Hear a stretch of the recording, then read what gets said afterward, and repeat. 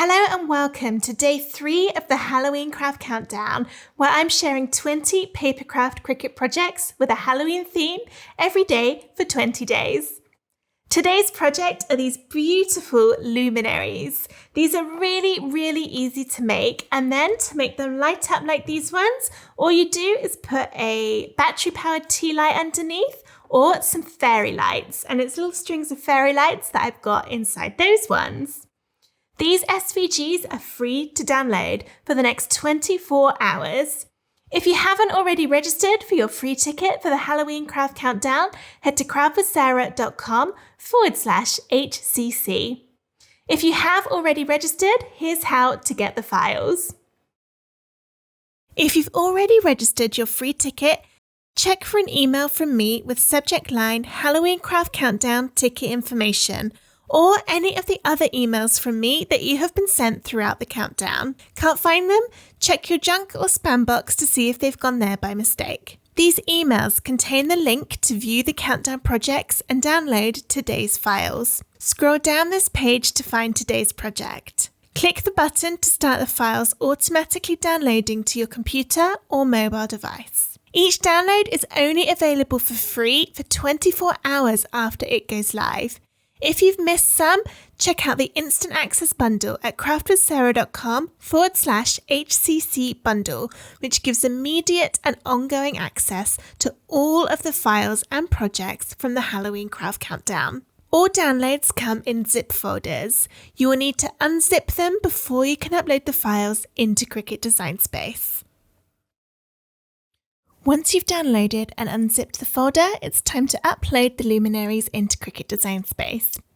Open up Design Space and start a new project, and then go into Upload over on the left, and then Upload Image. You can then either click Browse to find the file on your computer, or drag and drop it in. Make sure you choose the unzipped version of the folder, and then within there's another folder called Cut Files. Inside here, we have 3 different types of files.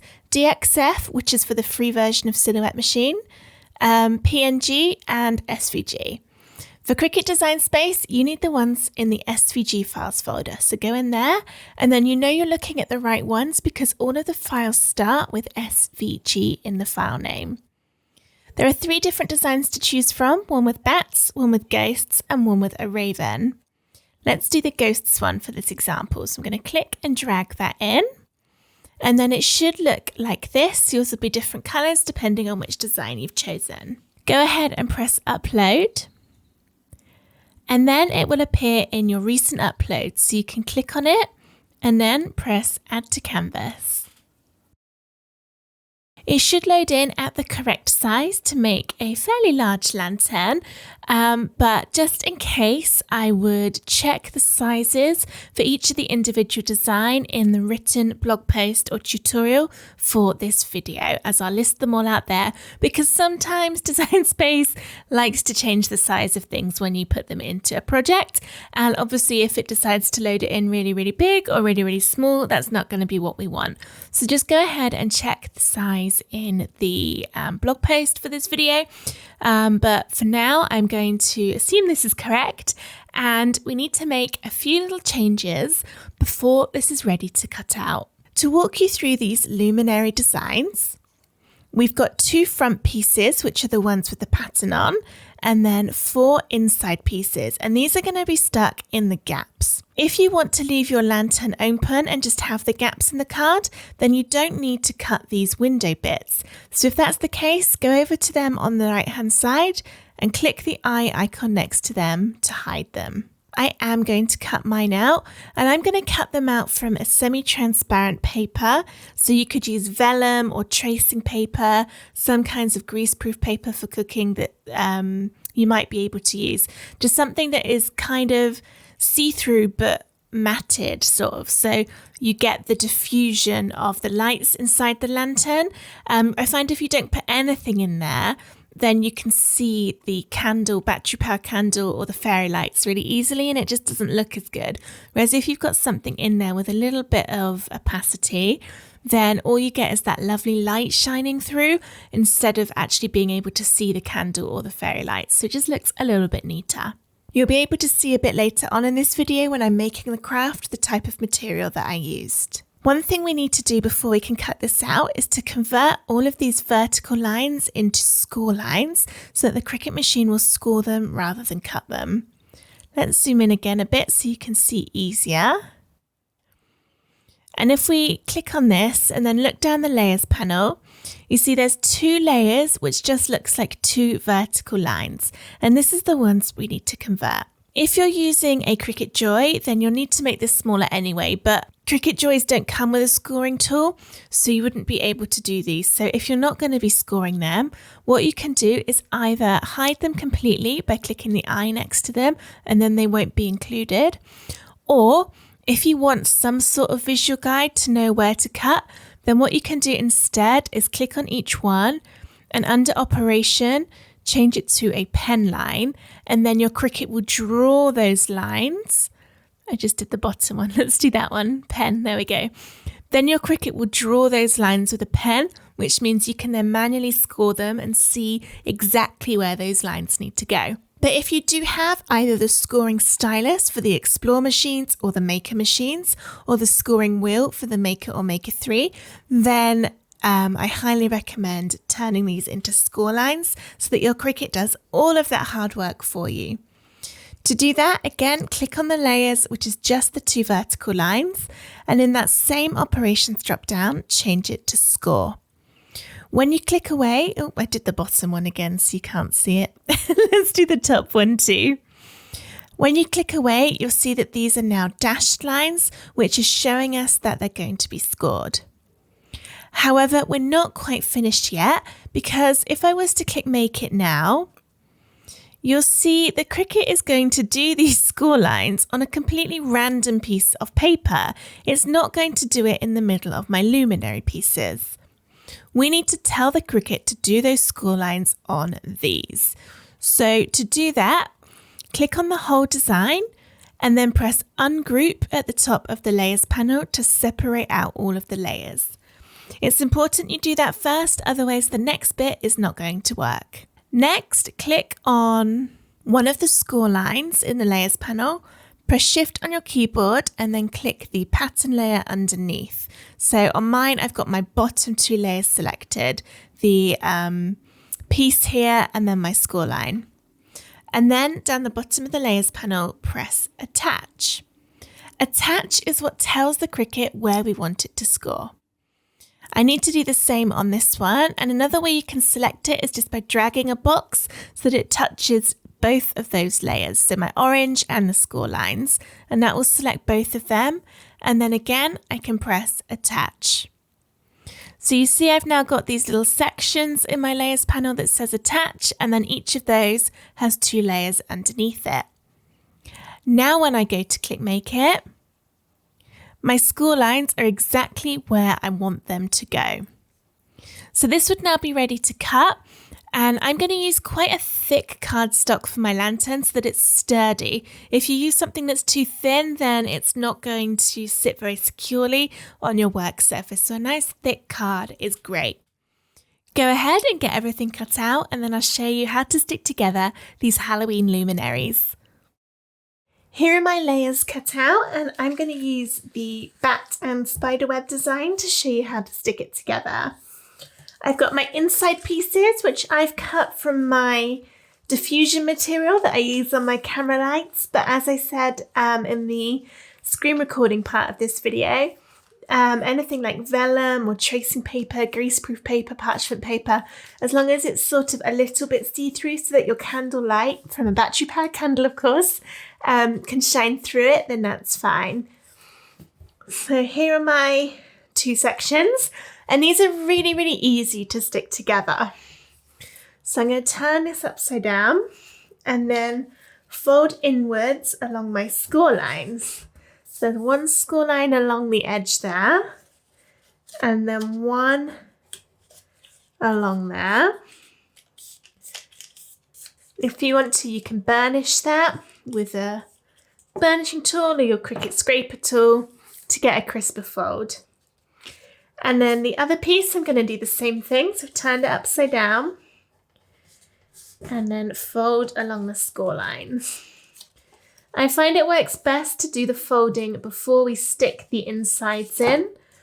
Otherwise, the force of doing these bends can sometimes cause your paper to pop off, even if it is glued down.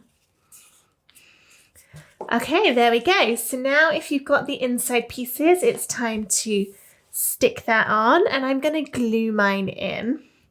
I've got my glue in these needle tip bottles, just so it's really easy to get the glue in the narrow areas. So go around the edge of the cutouts. Don't go too far away from it because the little inserts aren't hugely bigger than the window. So you don't want to go too far. Got a string of glue there. And then for an even better stick, go inside the pictures as well. You don't have to do that if you don't want to, but I find it gives a better effect. And then I'm just gonna put that into place. You don't need to be exact with it, just make sure it's completely covering the cutout. And then I'll just push it down, get all of that glue nice and stuck. I'm not putting loads of pressure on because I don't want the glue to smush out the sides, because it will show up if you get it on the tracing paper or whatever it is you're using. But there we go. So that's just got that slight diffusion in it. And now I can do the other side.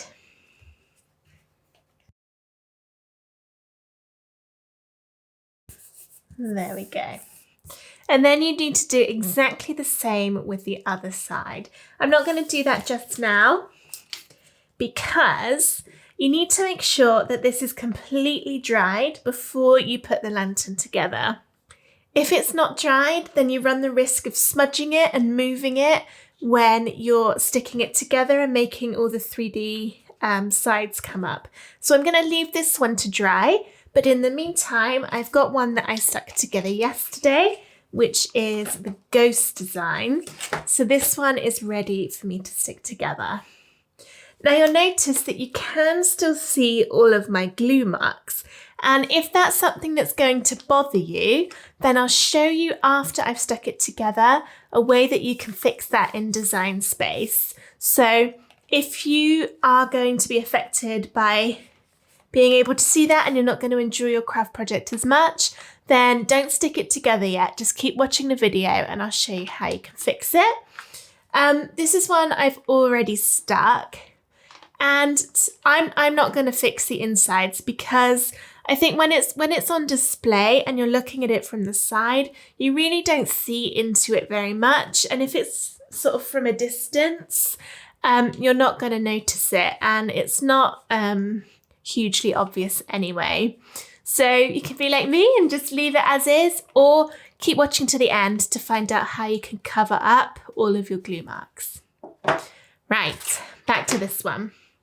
So if you were following along with the way to cover it up, which is basically to recut the outside bit, but have it flipped and then just glue it on top so that you won't see the tracing paper, then you would do that now. So you would stick that on now, again, wait for it to completely dry, and then stick your lantern together. But I'm just going to go ahead and stick it together. So here we go, we've got our two sides, and how this is going to work is the tabs are going to go on the inside and turn it into a square shape. And I'm going to use double-sided tape. This is a double-sided tape runner because I find it easy because it means it dries instantly. But I found when sticking this one together, you see it's coming apart a little bit. If I put it up, you can maybe see it's just not quite stuck. So I think a combination of glue and double-sided tape will be better, which is what I'll try for this one. Okay, so you want to put your tape or glue gun would work great. Just watch your fingers along the top of the tab. So let's open it out. And I love these tape runners because you can just go all the way down. I'm going to do another bit to make sure it covers that whole tab. And then this is nice because it puts little cuts in the tape. So if you've gone over the edge, you can just sort of fold it back on itself really easily. And then I'm also just going to put a few dabs of glue. Not loads because otherwise it won't stick to the tape.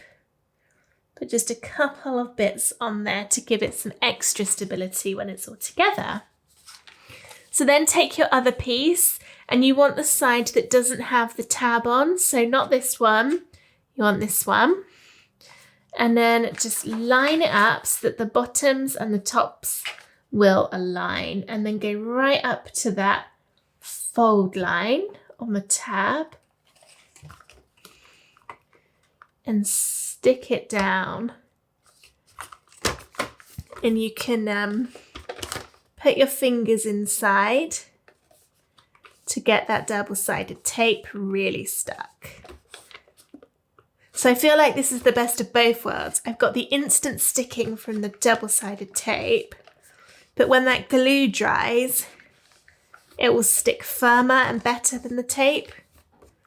So there we go. Right, almost there. Now just the other side to go. So I'm going to do exactly the same thing. I probably should have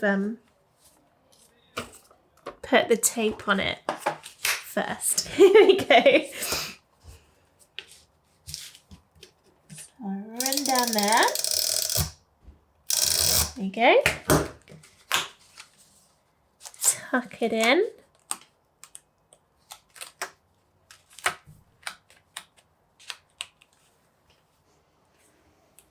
And then I'll put a few little dots of glue on there again.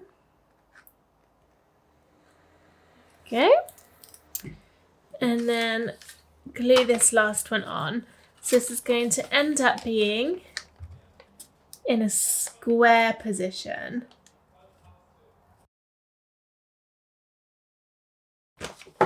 And then get it stood up, and you might just need to squidge it a little bit to make sure that it does end up being properly square. But that one is looking good. And now you want to leave it to dry. So ideally a couple of hours before you do anything else with it, just to make sure those sides are going to stay stuck together and you've got a nice sturdy Halloween lantern that you can just lift over your battery powered candle to create your Halloween decor. So now let's jump into Design Space and find out how you could cover up the inside of the lanterns if you didn't want to see the glue coming through. I mentioned in the previous section that I would show you a way to hide the inside glue marks of the luminaries if you didn't want them to show through. To do that, just delete the inside pieces because you don't need to cut them again, and then cut your outside pieces again so you'll have 2 copies of them, and then simply stick them on the inside of the other luminary pieces after you've glued the semi-transparent paper on. So they'll go back to back, so they'll line up completely perfectly with each other, and then it will be double the width, so it will be even stronger. You might end up needing a glue gun to stick it together because it will be so heavy and thick, but that means when you look inside, you won't see any of those glue marks. I hope you enjoyed this video on how to make paper luminaries with your Cricut machine. If you did, please give it a thumbs up and subscribe to my YouTube channel for loads more Cricut and crafting tutorials. I hope to see you tomorrow for day 4 of the Halloween craft countdown. Thank you for watching. Bye!